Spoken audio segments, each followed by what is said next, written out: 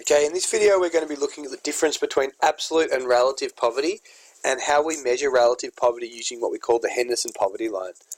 So, in terms of the incidence of poverty, poverty refers to people living in a situation where they have insufficient means to adequately provide for themselves. So poverty is generally considered a situation where people have a lack of income to provide the goods and services they need. There are two types of poverty, one that we want to avoid at all costs and one which is sort of unavoidable. So absolute poverty occurs when a person or a household has insufficient income to purchase basic necessities. So they don't have the income necessary to afford the basic necessities of life, like food, clothing and shelter. This is the type of poverty we want to avoid in Australia. We want to ensure that everyone has a sufficient income to buy the basic necessities. Relative poverty occurs when a person or household has a low level of income compared to other individuals or households in society, or compared to what we call a generally agreed standard. So in Australia, we generally refer to relative poverty as those that are earning income of less than 60% of the average wage. So if the average wage is around $1,300, then anyone who's earning less than 60% of that would be considered in relative poverty. So relative poverty occurs when a person or household has a low level of income compared to others, or what we consider to be a generally agreed standard. To measure relative poverty, we use a thing called the Henderson poverty line. And basically what the Henderson poverty line is, it's a benchmark level of income for households.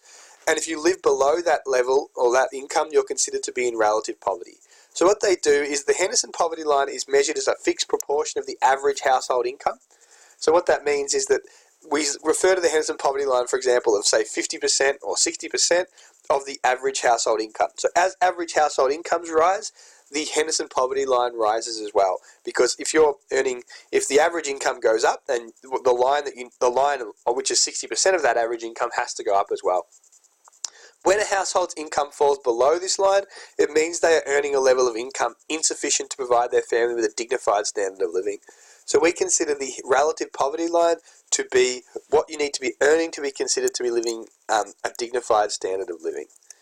So a benchmark level of income for various household sizes, so it changes depending on how many people are in your house. So if you have more people in your house, the line is higher because you need to have a higher income, below what is considered to be in relative poverty. So it always increases so that there's always a fixed proportion of the average income, a fixed percentage of the average income. If you earn below 60% of the average income, that means you're living in relative poverty. In recent times, average per capita incomes, so the average incomes people are earning, have been rising faster than inflation. So what I mean by that is, if average incomes are going up by 5%, and let's say inflation's going up by 3%, okay, on average, real incomes are increasing because our incomes are going up at a faster rate than inflation. So that means the average Australian can now purchase more goods and services. And what that also means is that because the Henderson poverty line is a measure of the 60% of the average wage, if the average wage is going up by more than inflation, that means the Henderson poverty line is also going up by approximately 5%, and therefore it's growing at a faster rate than prices are going. And what that means is if you're living on the Henderson poverty line, you've actually got more purchasing power than what you did in the past. So those on the Henderson poverty line, their wages are increasing by a faster rate than the rate of inflation. So they actually have more purchasing power than what they did initially. So what I mean by that is, for example, in the year 1974, when the Henderson poverty line was created, you needed to be earning around $62.70 to be considered not in relative poverty. So that black line there represents how fast prices have increased, and the top line there represents how fast the Henderson poverty line has been increasing. So what's happened is because the average wage, and there's no one there, but let's say that's the average wage, because that's been increasing by faster than the rate of inflation, the 60% of that, which is the Henderson poverty line, has also been increasing by more than inflation. So today, those living in relative poverty, if you are learning a family of 2 adults and 2 children, earning $946 per week is considered, anything less than that is considered to be in in relative poverty. Now that amount there can afford you to buy. You can buy a lot more goods and services with that than you could with $62.70 in 1974. So the Henderson poverty line has increased at a faster rate from $62 to $946 than the rate of inflation. And therefore, the average family on the Henderson poverty line is better off than what they were in the past. So if you look at this line represents how fast prices have increased. So $65 in 1974 is equivalent to around $545 today. But if you look at the Henderson poverty line, the $65 was what you were on to be in relative poverty in 1974.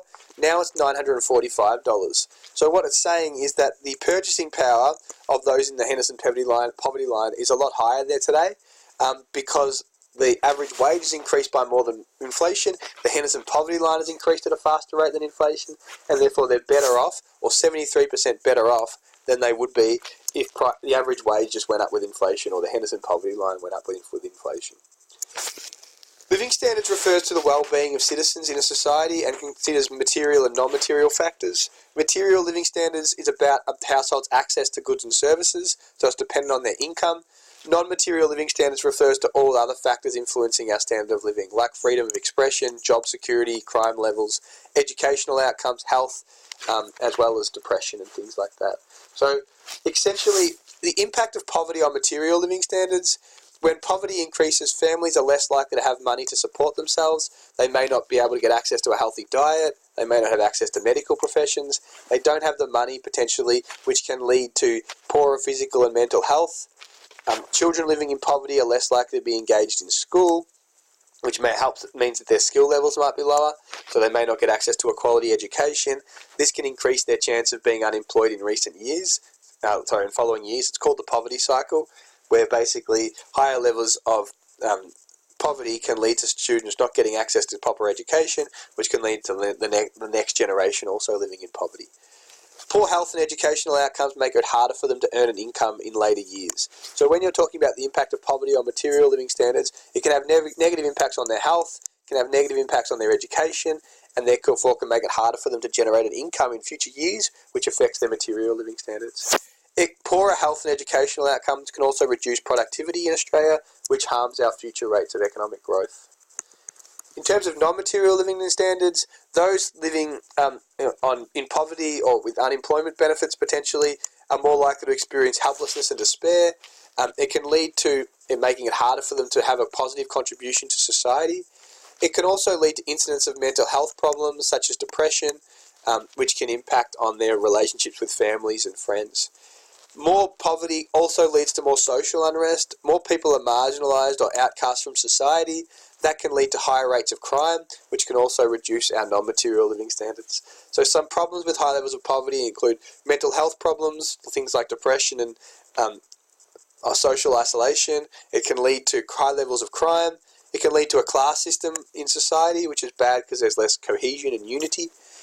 It can also lead to what we call a lack of social mobility, which basically means people get trapped in certain or stereotyped a certain way and they can't progress socially.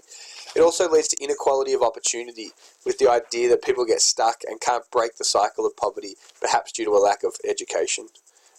So that can lead to intergenerational poverty. So non-material, it can affect your contribution to society. It can lead to mental health problems. It can lead to people being marginalised from society, high rates of crime, a class system developing, and a lack of social mobility or people getting stuck in poverty in future years. Thank you.